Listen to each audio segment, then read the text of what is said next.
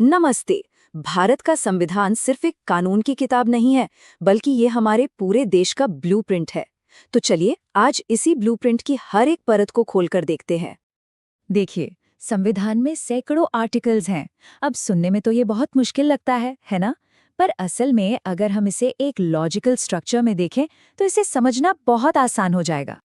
तो इस पूरे ब्लूप्रिंट को समझने के लिए हम इसे 5 सिंपल पार्ट्स में देखेंगे। सबसे पहले राष्ट्र की नींव, फिर नागरिकों के अधिकार और कर्तव्य। इसके बाद देखेंगे कि केंद्र और राज्य सरकारें कैसे काम करती हैं, और आखिर में लोकतंत्र को मजबूत बनाने वाले पिलर्स पर भी नजर डालेंगे। तो चलिए शुरू करते हैं।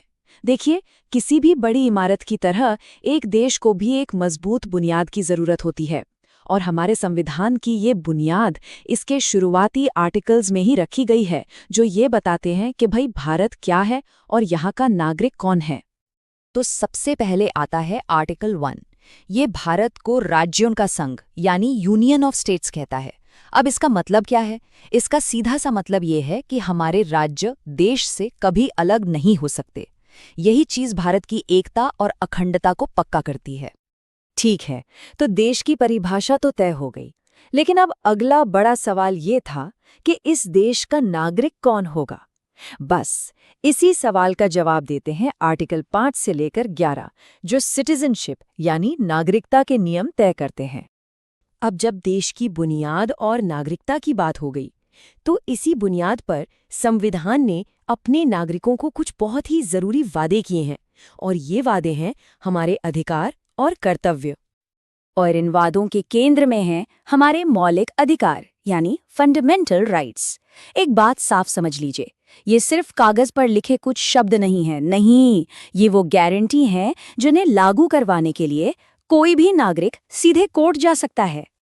इसमें क्या क्या आता है? कानून के सामने सब बराबर हैं, अपनी बात रखने की आज़ादी है, और सबसे बढ़कर सम्मान के साथ जीने का अधिकार। ये वो अधिकार है जिन पर कोई समझौता हो ही नहीं सकता। लेकिन हाँ, जहाँ अधिकार हैं वहाँ कर्तव्य भी तो होते हैं, है ना? तो इन्हीं अधिकारों को बैलेंस करने के लिए आर्टिकल 51A में हर नागरिक के कुछ मौलिक कर्तव्य यानी फंडामेंटल ड्यूटीज भी बताए गए हैं। चलिए अब बात करते हैं देश के इंजन की, मतलब उस मशीनरी की जो इस पूरे देश को चलाती है, हमारी संघ सरकार यानी यूनियन गवर्नमेंट। देखते हैं इसे कैसे डिजाइन किया गया है। तो इस पूरी सरकारी मशीनरी में सबसे ऊपर कौन है? भारत के राष्ट्रपति। आर्टिकल 52 कहता है कि वो हमारे देश के संवैधानिक प्रमुख यानी कॉन्स्टिट्यूशनल हेड है। लेकिन देखिए, संविधान ये भी पक्का करता है कि कोई भी पद अपनी शक्ति का गलत इस्तेमाल न करे। इसी चेक्स एंड बैलेंसेस का एक बहुत बड़ा उदाहरण है आर्टिकल 61, जिसमें राष्ट्रपति पर महाभियोग यानी इम्पीचमेंट चलाने की पूरी प्रक्रिया दी गई है।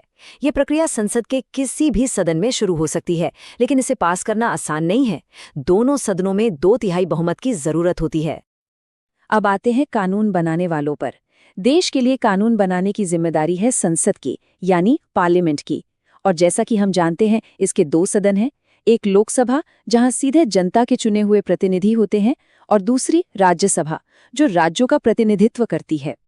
और इस पूरी व्यवस्था का तीसरा और सबसे अहम पहिया है न्यायपालिका। आर्टिकल 124 सुप्रीम कोर्ट की स्थापना करता है, जो न सिर्फ देश की सबसे बड़ी अदालत है बल्कि इस पूरे संविधान की रक्षक भी है। तो ये तो हुई केंद्र सरकार की बात। अब जो ढांचा हमने केंद्र में देखा, लगभग वैसा ही ढांचा या कह सकते हैं उसका एक आईना हमें राज्यों में भी देखने को मिलता है। ये बहुत दिलचस्प है। देखिए, जो भूमिका केंद्र में राष्ट्रपति की है, वही भूमिका राज्यों में राज्यपाल की होती है। और जैसे राष्ट्रपति को सलाह देने के लिए एक मंत्रिमंडल होती है, ठीक वैसे ही राज्यपाल के लिए भी एक मंत्रिमंडल होती है। और ये जो पैरेलल स्ट्रक्चर है ना, ये सिर्फ यहीं खत्म नहीं होता। ये हमें विधायिका यानी लेजिस्लेचर में भी दिखता है। पूरे देश के लिए कानून बनाने का काम संसद का है, तो वहीं हर राज्य के अंदर कानून बनाने का काम वहां के राज्य विधानमंडल का है। और ठीक इसी तरह न्यायपालिका में भी यही समानता है। जिस तरह पूरे देश के लिए एक सुप्रीम कोर्ट है, उसी तरह हर राज्य के लिए एक हाई कोर्ट की व्यवस्था की गई है, जो उस राज्य की सबसे बड़ी अदालत होती है। चलिए अब आखिर में बात करते हैं लोकतंत्र के कुछ और जरूरी स्तंभों की। ये वो आज़ाद संस्थाएं हैं जो ये पक्का करती हैं कि पूरा का पूरा सरकारी ढांचा ठीक से काम करे जैसा उसे करना चाहिए। इनमें से एक बहुत ही महत्वपूर्ण संस्था है वित्त आयोग। अब इसका काम क्या है? इसका काम ये देखना है कि केंद्र और राज्यों के बीच टैक्स से आए पैसों का बंटवारा ठीक से हो, ताकि देश का हर कोना विकास कर सके। इसके बाद आते हैं लोक सेवा आयोग, यानी पब्लिक सर्विस कमीशंस। ये कमीशंस ही हैं जो ये सुनिश्चित करते हैं कि बड़ी बड़ी सरकारी नौकरियों में भर्ती भाई भतीजावाद से नहीं, बल्कि काबिलियत और मेरिट के आधार पर हो।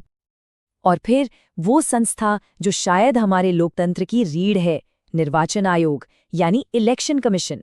यही वो संस्था है जो आज़ाद और निष्पक्ष चुनाव करवाकर भारतीय लोकतंत्र की जान बचाए रखती है। तो अब एक बहुत ज़रूरी सवाल उठता है, क्या ये जो पूरा ब्लूप्रिंट है ये पत्थर की लकीर है? जी नहीं। सबसे अहम बात यही है कि हमारे संविधान निर्माता जानते थे कि समय बदलेगा, इसीलिए उन्होंने आर्टिकल 368 में खुद संविधान को बदलने यानी उसमें संशोधन करने का रास्ता भी दिया है। और पता है, इसी बदलाव की क्षमता की वजह से हमारा संविधान कोई 70 साल पुराना धूल खाता दस्तावेज नहीं है। नहीं, ये एक जीता जागता सांस लेता हुआ दस्तावेज है। ये समय के साथ खुद को ढालता है और शायद यही वजह है कि इतने साल बाद भी ये आज के भारत के लिए उतना ही जरूरी और प्रासंगिक बना हुआ है।